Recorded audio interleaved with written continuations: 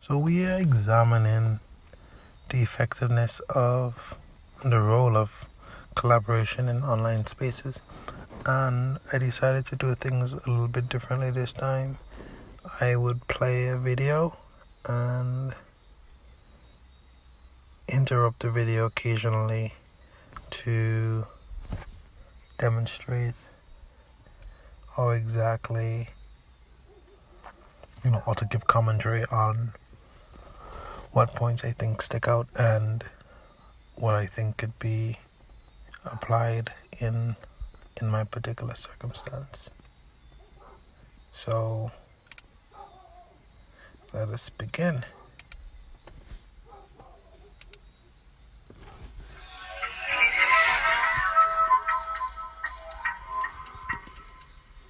Developing effective teamwork and collaboration skills are considered important in the student learning process. However, many students find group work challenging and difficult. In this episode, we examine what constitutes good online teamwork and how internet technologies can help make it more effective. We also offer some strategies for facilitating collaboration and assessing group work. One of the most vexed areas of university education is group work. Students, broadly speaking, don't like it. They are brought up and enter university on a very individually competitive basis. So when they're told to work with their, if you like, competitors in a group, it can be very challenging. Showing people the benefits of group work is difficult, but think about what you do in the real life context. When you leave the university and you're working in an office, you do that in groups, you do that in teams. It's an authentic approach to learning, regardless of all the other benefits that it might have. So there's a movement at the moment to think about how internet technologies can make group work more effective, perhaps less time consuming, and maybe a little bit more transparent or fairer to the students who are participating in the group. And I find that last point is very fitting because I truly believe that collaboration in an online space could lead to greater transparency as compared to face-to-face. Because with a face-to-face, you do not have the mechanisms to capture individual work in the same way, and I think technology can help greatly in bringing some sort of parity to contributions. I think the answer to how do you do good teamwork in online learning is actually the same as how do you do it face-to-face.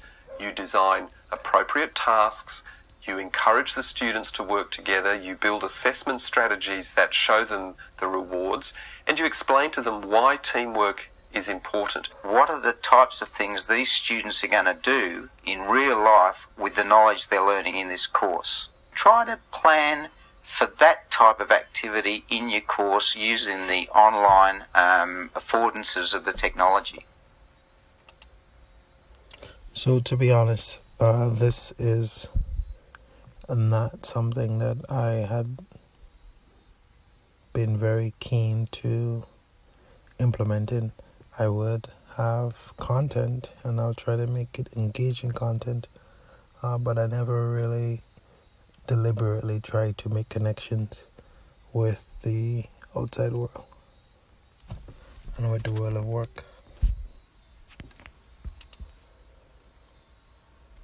Tone of voice, facial expressions, body language, obviously they're dramatically diminished in an online context, and therefore that presents some communication challenges. You really have to work with them online to get that personality. You have to learn where those people come from, where they're at, and what their abilities, their skills and experiences, and how you are going to fit in with them on the team. The group needs to bond. They talk about intersubjectivity, the idea that I'll give you a bit about me, you give me a bit about you, we've shared something, we've become sort of open and vulnerable, and in that we build trust. By mentoring them and responding to their questions and queries, we'll push them towards working with each other in a more collaborative way. We couldn't force students to collaborate, but what we did, a strategy we did adopt was to try and sort our groups based on those who were more likely to collaborate. What they need, I think, is nurturing through the group building process, because for most of them it's a new experience. I think that in terms of the concept of adding a personality and making students feel engaged, my experience has been more so blended with a strong face-to-face component.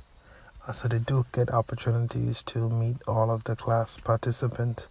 So that is perhaps why in my online space I have not given a lot of emphasis to creating that type of personality exchange on the online platform. However, I think it's something worth looking at more, because we are moving in the direction of more courses, more programs being offered online.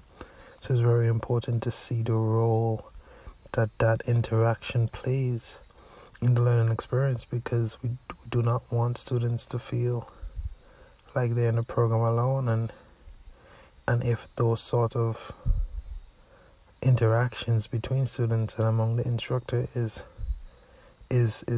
encouraged, and it's a best practice, and it helps to improve the effectiveness of the learning experience, and I think that it needs to be embraced. One of the important things is to set up front how you're going to assess these sorts of activities. There's a tremendous mythology about group work. What about the group member who doesn't do any work? This will bring my marks down. It's not fair. One of the interesting things about some internet technologies that can be used for teamwork, and there are many, wikis, blogs, or specialist programs like Wiki10 or Huddle, they leave traces of what individual members have done in a group. You might want to have students saying, as an audit, if you like, this is what I did. And it might be that you want to moderate those marks based on that sort of a feedback. What we decided to...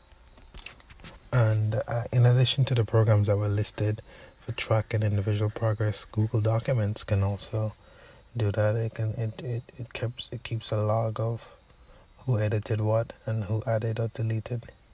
So working in Google Docs can be a very effective way for an instructor to then at the end monitor the involvement of a student, especially if there is a query. To do was we give a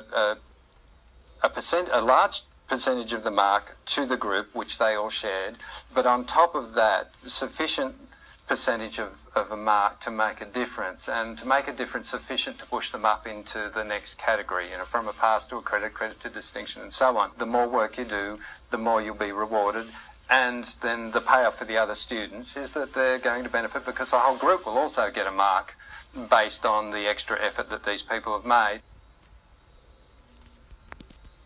Don't feel that it's too difficult. It's really worthwhile that you actually get groups working, students working as groups, because it develops their understanding in a social context. This is not an optional extra or some way that academics have decided is an easier way of getting out of marking or something like that. It's actually how the real world works, and that learning to become a team member and still produce good work is part of being at university. And I really like that. I like that last point, because I feel like it shows that there's a real responsibility to learning and the communities in which we live and serve. And I feel like staying connected to the changing needs of our communities help us to see that group work is more than just an assessment method, but it's something that can really help to prepare our students for the real world. And that is my reflection.